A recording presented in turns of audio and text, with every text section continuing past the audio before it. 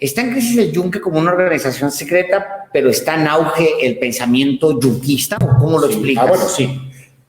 Bueno, es que...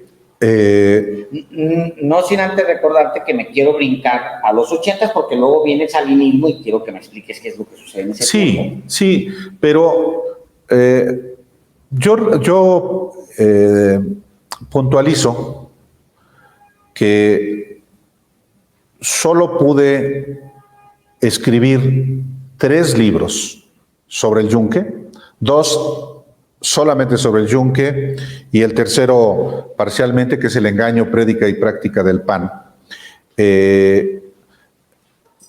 Pues a partir de información desde dentro. O sea, yo no pude, por ejemplo, iniciar mi primer libro, que es este de 2003, con la ceremonia de juramentación de Ramón Muñoz Gutiérrez, si no es porque alguien estuvo presente en esa ceremonia. ¿Quiénes son mis fuentes? Miembros del Yunque, de varias generaciones, y no se conocen entre ellos. Esto también es muy importante. ¿Qué ha pasado en España? Algo muy parecido. Para quienes nos ven en España o en otros países, el que haya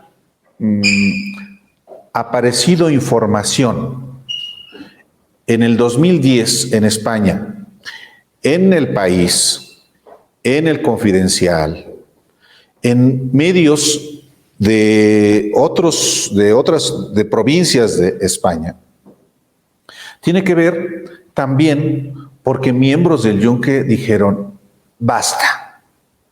Y miembros de la iglesia dijeron basta. Y católicos laicos dijeron basta. Obispos de España dijeron, esta organización, como está actuando, se contrapone a la propia Iglesia Católica. ¿Qué ocurrió entonces? Obispos fueron con el presidente del episcopado español, junto con laicos y exmiembros del Yunque, a decir, está pasando esto es inaceptable.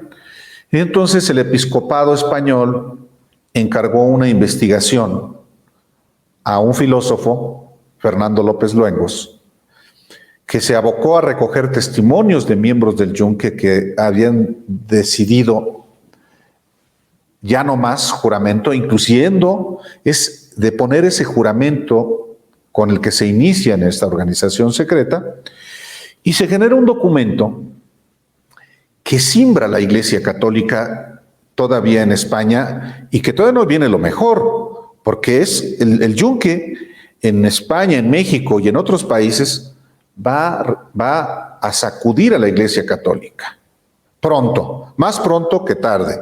No ha ocurrido todavía, porque son esfuerzos de obispos, de sacerdotes que dicen no. Hay otros, evidentemente, que apoyan a que siga existiendo el Yunque. Pero el Yunque, inclusive en España, ha tenido que dar la cara. O sea, mostrarse algo. No, como dicen, no, los miembros siguen diciendo, no, el Yunque no existe. Están en ese proceso, como en el caso de México, nada más que en México ocurrió a partir de mis libros, 2003, 2004 y desde el 2000, cuando yo publico un primer reportaje, y entonces, por cierto, a mí me dicen que yo soy masón, comunista. Y judío, seguro. Eso fíjate que no he sabido. Y que hasta que fui militante del Yunque, imagínate. Yo, A ver, quiero regresarme porque hay muchas preguntas sobre este periodo donde estás ya metiéndote de manera natural, obviamente, pero quiero nomás que me ayudes a llenar dos huecos que tengo. Vale. ¿Cuál es la transición del Yunque en los años 80? En los 70 eran parte, digamos, del Estado, siguieron siendo parte del Estado. ¿Cómo es que se van a la oposición? ¿Por afinidad simplemente? ¿Cómo es que brincan? Porque empiezan claramente a meterse en este partido político. Eso es una gran pregunta. Sí. ¿Cómo empiezan? A ver, primero te preguntaría, el rol del Yunque en los finales de los 70, principios de los 80, mientras que México está caminando aceleradamente hacia un Miguel de la Madrid, se está cayendo el viejo régimen, está intentando el régimen tener una salida en el neoliberalismo y sale un Miguel de la Madrid. A ver. Hay una yo diría que una década que es muy relevante, que va del 68 iba a decir el 78, es un poco más de una década. De realidad son 14 años de episodios muy relevantes. 68. Del 68. ¿Por qué digo del 68? Al 80. Del 82. La nacionalización de la banca. Claro. ¿Por qué digo que son muy relevantes estas fechas? Bueno, porque el 68 es muy importante para la historia del Yunque, como es importante para la historia de México. Claro. Es importante para la historia del Yunque, porque el movimiento estudiantil del 68 y el desenlace sangriento por decisión de Gustavo Díaz Ordaz toma sin preparación a Muro. Muro no tenía discurso para poder participar en ese movimiento. Sus banderas eran el anticomunismo, el antisemitismo, el antiprogresismo de la propia iglesia, inclusive la propia iglesia, y entonces, pues lógicamente también, muchos del Muro salen de la universidad y se van a sus estados. Sí, allá siembran el Yunque. En Chihuahua, por ejemplo, hay una enorme presencia de yunquistas que hoy, por ejemplo, más que con Corral, van a estar con María Eugenia Campos. Sin duda. Y los puedo identificar. Y ya están identificados muchos de ellos. Bueno. Regresan a sus estados y allá fundan la organización como en Guanajuato, donde hoy tiene, quizás es el estado con mayor presencia de miembros del Yunque en el gobierno. Bueno, pero el 68 también implica ver a Gustavo Díaz Ordaz como el ejemplo de presidente católico, anticomunista, aliado del Yunque. No son molestados los miembros del Yunque. El problema comienza con Echeverría. Echeverría, mientras perseguía a los guerrilleros, coqueteaba con la izquierda también. Coqueteaba con la izquierda, sí, perverso como fue Echeverría y traidor. No se metía con el Yunque, pero los del Yunque no lo veían con buenos ojos porque le atribuían ser un presidente enemigo de la educación religiosa por el auspicio de los libros de texto gratuitos y porque estaba siendo enemigo de la iniciativa privada. Y entonces en el Yunque se toma la decisión de comenzar a infiltrar al PAN, que hasta entonces detestaban. Y es cuando entran, por ejemplo, cuadros como Luis Felipe Bravo Mena. Luis Felipe Bravo Mena, según testigos, fue uno de los reventadores de aquella convención del PAN que impidió que tuviera candidato a la presidencia ese partido en 1976, y López Portillo fue candidato único. Maravilloso. Eso, mientras actúan, empiezan a infiltrar al PAN. 1976. O sea, ya banca, ahora sí ven al PAN. Al PAN, pero tienen aliados en el gobierno con López Portillo. Un sobrino de López Portillo es militante del Yunque y tienen vía directa. Y entonces López Portillo, para congraciarse con no con el Yunque, sino con los sectores poderosamente económicamente poderosos, particularmente de Monterrey, los acerca. Y el Yunque también, pero al mismo tiempo están en el PAN. Otra fecha fundamental de cómo el Yunque toma la determinación de ahora sí ir por el PAN es la nacionalización de la banca de 1982. Y entonces, mientras tanto, el Yunque comienza a tomar organismos empresariales. Coparmex, Concanaco, Concamín, Unión Nacional de Padres de Familia, organismos intermedios. Funda Desarrollo Humano Integral y Acción Ciudadana, Comité Nacional Pro Vida, ANSIFEM, en los 70. A ver, en los 70. Bueno, déjame dar un contexto para quien es más joven, para que sepa en qué momento estamos ya anclados. Estamos en 1982 y en un arranque de populismo, porque ni siquiera era así para caminar hacia un país socialista, sino un arranque de populismo, el presidente José López Portillo anuncia, con la boca abierta, anuncia la nacionalización de la banca. Es un golpanazo porque tiene a todos los ricos, que suelen ser simpatizantes de la derecha, los tiene sentados frente a él cuando les dice: ustedes son los culpables de la crisis de México y ahora les quito la banca. Ese momento para muchos es un momento de horror y es la declaración de guerra a un sector muy importante y muy poderoso, Álvaro. Y por tanto, al PAN no solamente llegan pues muchos miembros del Yunque, no, llega mucha gente, pero en esa ola llega la Organización Nacional del Yunque, que ya venía penetrándolo. Y entre muchos que llegan en el 1982, sin ser militantes del Yunque, pero son derechistas, llegan personajes como el propio Vicente Fox, como Carlos Medina Plasencia, como Francisco Barrio, como Rufo, como muchos que habiendo inclusive estado o como Cloutier. Cloutier estuvo a punto de ser candidato del PRI a presidente municipal de Culiacán. Pues eso es público. Están tomando también los organismos empresariales.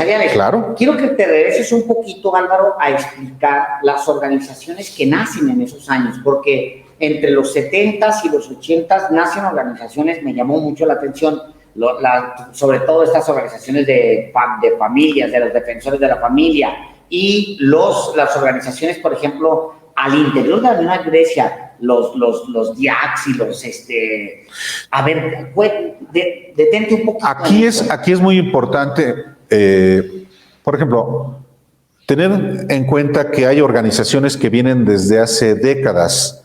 Una es la Unión Nacional de Padres de Familia. ¿Cómo la defines? Son padres de familia, en buena medida, defendiendo pues la educación de los niños en el hogar, no dejarle al Estado que los eduque. La Unión Nacional de Padres de Familia surge pues, en reacción a la Constitución de 1917, como la Coparmex. Bueno, hablo de esas dos organizaciones que si bien tienen años de participación anticomunista, anti-educación socialista, anti-libros de texto gratuitos, ya tenían años, pero es en la década de los 70 que esta organización secreta del Yunque va por ellas y las controla. Están en mis libros. Caminan hacia ellas y luego empiezan. No, las penetran. Las penetran y hasta la fecha las presiden. Los miembros, la Unión Nacional de Padres de Familia, desde los 70, ha estado controlada por la organización secreta El Yunque. Tú mencionas, y otra es Coparmex. Salvo ciertos momentos, la Coparmex desde los 70 ha estado controlada por la organización secreta El Yunque. La Concanaco, por hablar de tres que ya existían desde antes. Pero crea esta organización secreta El Yunque organismos para actuar públicamente y crea, por ejemplo, Desarrollo Humano Integral y Acción Ciudadana, que ya no existe, pero existió en 60s, en 70s, 80s.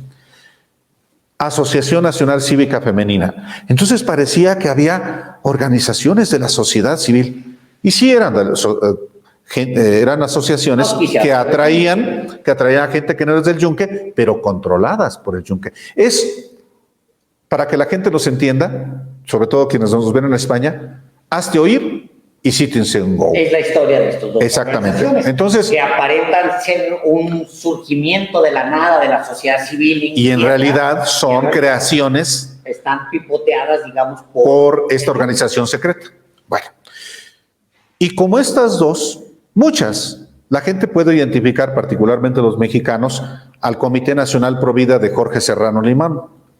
Pues Jorge Serrano Limón es militante del Yunque y Pro Vida lo es también, como la ANSIFEM, que fue presidida por Cecilia Romero, expresidenta del PAN, pues ella integrante del Yunque y organismo del Yunque. O sea, es un brazo con una vocación muy concreta, con un pensamiento muy particular y con tareas muy específicas, Álvaro. Sí, las dos. Las dos. Y como esas dos, muchas, inclusive a nivel de los estados. Eso permitía tener lo que definen los miembros del Yunque, una vertebración social, un brazo social de participación política, mientras que iban cada vez más controlando al PAN como brazo electoral y para la toma del poder político. Entonces, por eso Cloutier se convierte en el ideal. Claro. Y Cloutier, patronal, empresario, católico, bien educado en el TEC de Monterrey, de blanco, barbado incluso, claridoso. Claro. Entonces él, sin ser miembro juramentado del Yunque, se convierte en el personaje que necesitaba el Yunque para potenciarse política y electoralmente.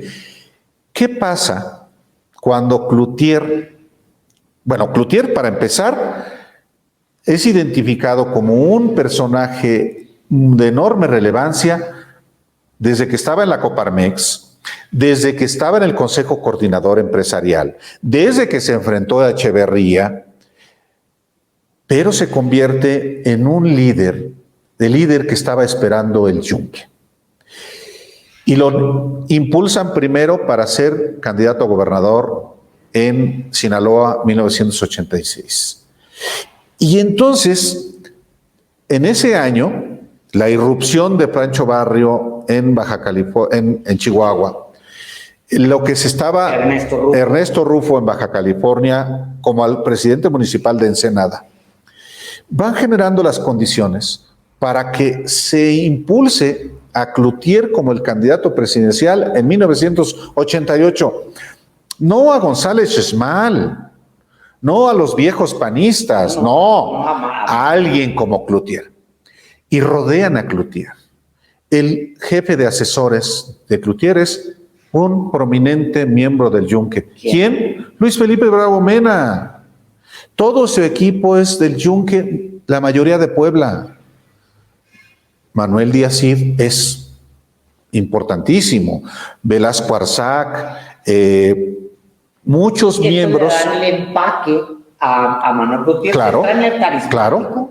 le ponen un empaque poderoso, Claro, porque sí. estos tienen ramas para mover. Así es. Y entonces tienen a su primer candidato, sería su primer candidato como Yunque, Álvaro, Sí, es Manuel Cloutier. Primero en el que ellos dicen, es vámonos. Sí, lo intentaron en 1982 con Madero, Pablo Emilio Madero, que es un personaje, pues sí, de Monterrey, un hombre conservador, pero no hicieron clic. Pero Cloutier era otra cosa. Cloutier era otra cosa. Madero que después renuncia Al PAN, por supuesto. Termina dejando el PAN. Por supuesto. Pero Cloutier, pues tenía todo, era carismático, y dicen, aquí está, lo rodean. Le ponen un empate. Sí. Por supuesto que se presenta la coyuntura de la elección. Cloutier en ese sentido era mucho más, comprometido, digamos, con que hubiera un cambio en las condiciones de participación política que no le gustaba a Salinas.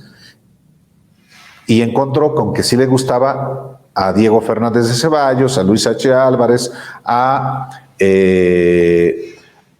Carlos Castillo Peraza, y entonces se van entendiendo más con Salinas este grupo que Cloutier. Y de pronto ocurre el accidente en el que muere Cloutier. Se rompe esa rama. Y se rompe esa lógica. Pero el Yunque no pierde. Pues sí, se murió Cloutier, pues sí, pero ni modo. Ya estaban metidos en el PAN. A ver, me regreso. Y entonces, perdón, ahí Luis H. Álvarez, pero fundamentalmente Carlos Castillo Peraza, es clave, porque entonces dice, órale, ya están aquí, nada más que hagan vida institucional. Les voy a dejar entrar a la sala. No se me los vayan a meter a las recámaras. Terminan metiéndose hasta la cocina, pero por eso el Yunque tiene tanto poder hoy en el PAN. Entonces, tienes 88, obviamente ahí en 1988 pues van caminando con la esperanza de que Cloutier llegue al poder, aunque ya tienen, digamos, un pie metido en el partido, se están midiendo las botas del PAN, que después les van a ser muy útiles más adelante. Ya para entonces ya las tienen bien puestas. Pero ya van caminando en una elección presidencial, acompañándola, llevándola de la mano. Ese es 88, Álvaro. 94 hay condiciones internas que mueven mucho la elección. Es más importante el 91. A ver, 91, ¿qué pasa? Más que la elección presidencial de 94, 91. Es más relevante el periodo de Carlos Salinas, entre otras cosas, porque encuentra un entendimiento Salinas con el PAN. Y con el PAN, sí, el Yunque era testigo, todavía no era protagonista. Vienen las concertaciones. 91 es muy importante. 91 es muy importante y lo recuerdo una vez más, que estamos hablando en agosto de 2021. Hace exactamente 30 años se celebra la elección estatal de Guanajuato, cuyo candidato es uno de los seguidores de Cloutier, que ya para entonces había muerto, se llama Vicente Fox. Y en esas elecciones de 1991 gana el PRI, pero presiona el PAN tanto que Salinas dice, está bien, hace a un lado al ganador y no da como ganador a Fox, se la da, sino a Carlos Medina Plasencia, que sin ser militante del Yunque es muy parecido en la práctica a ellos. De derechas. Y lo rodean. Entonces Guanajuato se convierte en el primer estado, bueno, en el segundo, porque Baja California en el 89 ya tiene muchos miembros del Yunque que rodean a Rufo, y también en Guanajuato a Medina Plasencia. Por eso digo, el sexenio de Salinas. Salinas les va entregando al PAN muchas concesiones políticas, y entonces los miembros del Yunque, que ya tienen importante influencia en el PAN, se trepan. Claro, viene 94, antes de eso, claro que el restablecimiento de las relaciones de México con el Vaticano es una demanda histórica del PAN, pero también de la Organización Nacional del Yunque. La reivindicación que hay también de las luchas de la derecha mexicana desde que estuvieron en contra de la Constitución y desde la Reforma, y desde Iturbide, que es el ideal de ellos y que no se le ha dado su lugar desde la consumación de la independencia. El triunfo, el salinismo es también para el PAN la oportunidad y para la derecha mexicana la oportunidad de saldar cuentas con el pasado, de levantarse con sus victorias. Todo eso se condensa hasta el año 2000, no en el 94, que en el 94 lo que ocurre es que también el PAN estaba muy a gusto con Salinas. Déjame un contexto muy breve, porque para que nos escucha, en 1988, Carlos Salinas de Gortari comete un gran fraude. Se le arrebata la oportunidad a la izquierda y con quien se sienta de inmediato es con la derecha a platicar, y la derecha gana, que es lo que explicas ahora, Álvaro Delgado. Explicas que es que, pues bueno, la derecha dice, esta es mi oportunidad, este presidente me necesita para validar su mandato, para echar a andar lo que quiere echar a andar, nosotros necesitamos también crecer, pues bueno, ya no ganamos la presidencia, pero podemos crecer, y entonces se sientan por primera vez y nace lo que después conoceríamos como el PRIAN, Álvaro. Sí. El PRIAN, el alumbramiento del PRIAN es, sin duda, la reunión que tuvo Carlos Salinas con la jerarquía del PAN. En aquella fotografía histórica. Sin Cloutier. Exacto, que están ahí Carlos Salinas de Gortari, don Luis H. Álvarez, está Carlos Castillo Peraza, Diego Fernández de Ceballos. Fundamentalmente. Ya no está Cloutier. Que estaba protestando en el Ángel de la Independencia. Y entonces la cúpula del PAN publica un desplegado en el que dice que Salinas tiene la oportunidad de legitimarse en el ejercicio del cargo. Muere Cloutier y entonces comienza la luna de miel de la cúpula del PAN con Salinas, que ya Salinas había instaurado como secretario de Programación y Presupuesto el modelo neoliberal en México a raíz de la presidencia de Miguel de la Madrid. Y el PAN prueba por primera vez el poder. Por supuesto, desde el 89, cuando le comienza Salinas a reconocer los triunfos al PAN, mientras que solapa los asesinatos, la persecución de la izquierda.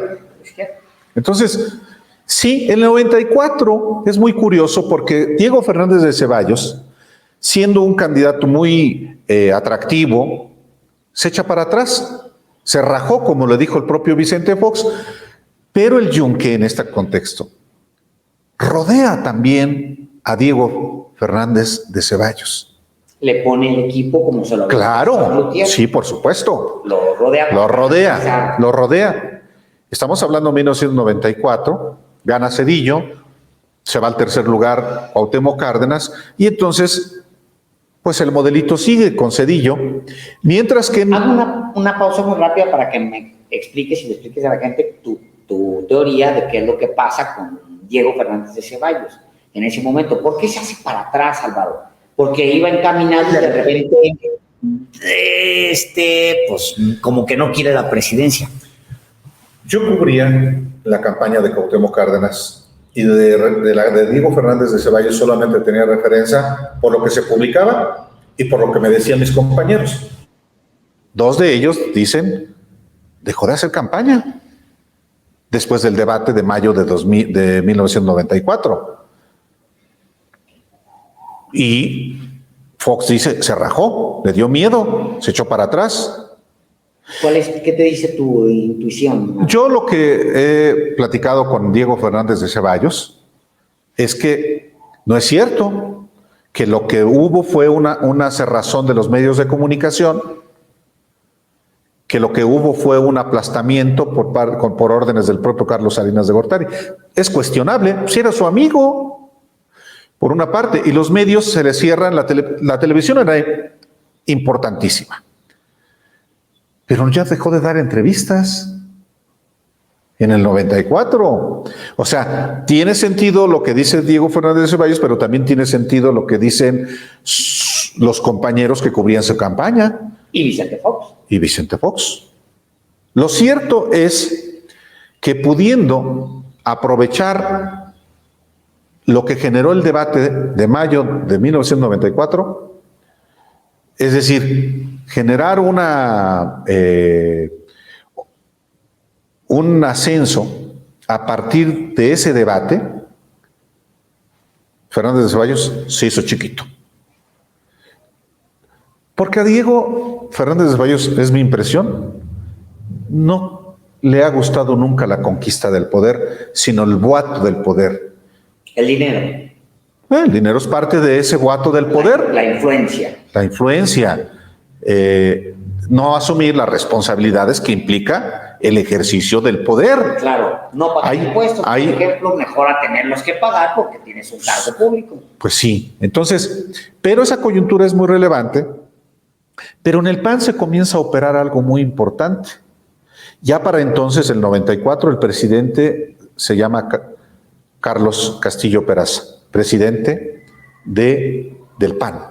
Para entonces, el Yunque ya estaba muy metido en el PAN. Secretario particular de Carlos Castillo Peraza, miembro del Yunque. Y entonces... ¿Quién? Adrián Fernández se llama. Y de eso sabe perfectamente Germán Martínez. Y de eso sabe perfectamente Felipe Calderón, que era el secretario general. Porque Calderón y Castillo Peraza negocian con el Yunque para entrar. Y le asignan posiciones. Claro, claro. Cecilia Romero. Claro. Es muy cercana con Calderón en ese tiempo. Y todo hasta la fecha. Hasta la fecha. Pero con los jerarcas, con Guillermo Velasco Arzac, con Bernardo Ardavín Migoni, con Mugenburg, es decir, con los jefes del Yunque, para que los empleados entren ahí. Entonces pactan eso. Como después Germán Martínez pactaría con el Yunque para ser el candidato que sucedió a otro miembro del Yunque como a Manuel Espino, y que a su vez sucedió a otro miembro del Yunque como Luis Felipe Bravo Mena. Oye, ¿Manuel Espino del Yunque? Sí, por supuesto. Germán Martínez del Yunque. No, pero muy cercano. Es muy cercano. Ideológicamente siempre lo fue. Sí, y en todo caso Felipe muy pragmático. Calderón, Álvaro, no. Bueno, a lo mejor estoy brincando demasiado, a lo mejor vale la pena. No, porque es muy importante cuando mencionas a Calderón, porque Calderón era secretario general del PAN, claro, con Castillo Peraza, cuando el Yunque entra de lleno al PAN. Ya es la toma del partido. Y Calderón, que sucede a Castillo Peraza del 96 al 99, tiene una connivencia. A pesar de que, bueno, Castillo Peraza ni Felipe Calderón son miembros del Yunque. Y el papá de Felipe Calderón, Luis Calderón Vega, tiene un libro que se llama La UNEC, Cuba 88. Se llama Cuba 88, es el libro de Luis Calderón Vega, porque en esa calle y en ese número estuvo la sede de la Unión Nacional de Estudiantes Católicos, que encabezó Luis Calderón Vega también, como católico, y que desde entonces, en los 30, los tecos querían apoderarse de la UNEC. Es un libro muy padre, que a mí me regaló Julio Scherer, que a su vez se lo regaló Felipe Calderón, con una dedicatoria, y hay un capítulo que se llama Campo de Tuzas, justamente de cómo los tecos querían apoderarse de la UNEC. En fin, tienen que ver con lo mismo, pero es hace muchas décadas. Pero Estamos previo ya a la elección tan importante para el Yunque y para el PAN. ¿En el 2000? La del 2000. Pero previo a eso, pues ya el PAN ha aprobado, ya se está inaugurando, digamos, en las altas esferas del poder. Ya aprobaron, ya tienen posiciones, Salinas. Ya tienen gobierno, ya con Cedillo, ya tienen gobiernos estatales, Guanajuato, claro, Jalisco, claro, Baja California, Chihuahua. Ya aprobaron, ya les gustó y sobre todo ya tienen acceso al dinero, que es lo más importante, y a los puestos para crecer. El PAN ya tiene posiciones de poder. El PAN ha convalidado el FOAPROA, que es un punto de quiebre fundamental para su victoria en el 2000. Y el Yunque en este contexto ya tiene enorme influencia en el PAN y en los gobiernos estatales. Hago un paréntesis, si me lo permiten, muy rápido, para meter este contexto, porque para los que son más jóvenes, 93, 94, hay un cambio brutal. Tienes a un presidente sumamente exitoso, que es Carlos Salinas de Gortari, y luego tienes el rompimiento, la ruptura. Viene primero el levantamiento zapatista, después el asesinato de Luis Donaldo Colosio, después el asesinato de José Francisco Ruiz Massieu, y luego, para cerrar 94, viene una gran devaluación. Salinas se debilita, los pies de barro terminan desfondando todo el figurín, como se dice, de oro, y termina postrado Salinas de Gortari, pero ya hay una elección en curso y ya hay después un ganador cuando se viene la devaluación, y es Ernesto Zedillo. Sí. El país entra en la vorágine. 95, 96. Eso, esa crisis, Alejandro, es muy importante mencionarla porque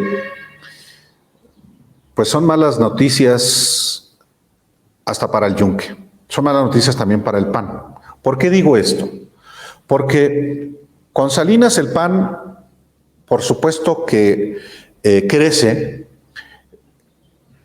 electoral y políticamente, conquista gobiernos estatales.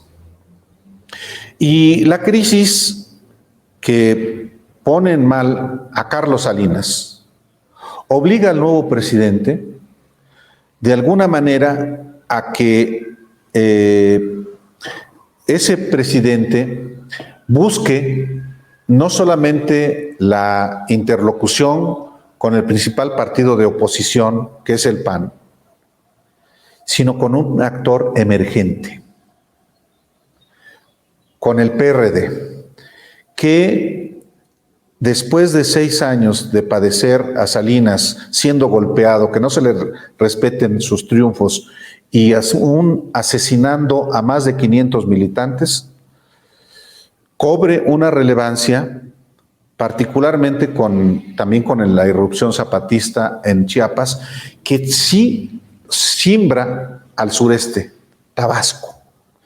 Y Tabasco, con la elección de 1994, días antes de que entre Ernesto Zedillo, modifica las condiciones de negociación, irrumpe un nuevo actor. No digo que López Obrador, aunque también, sino el PRD.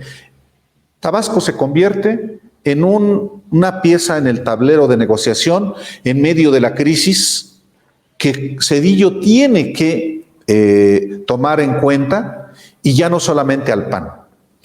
Entonces... Y de Salinas. Y de Salinas. En el PAN un brazo para gobernar, para darse gobernabilidad. Ahora Zedillo se ve forzado a echar mano del PRD. En ese entonces lo preside Porfirio Muñoz Ledo, y Porfirio busca capitalizar justamente eso a partir también de que se le plantea a Zedillo un acuerdo político nacional para enfrentar la crisis. Y Tabasco es clave para ese acuerdo político nacional que se firma a partir de que Zedillo dice, habrá nuevas elecciones en Tabasco.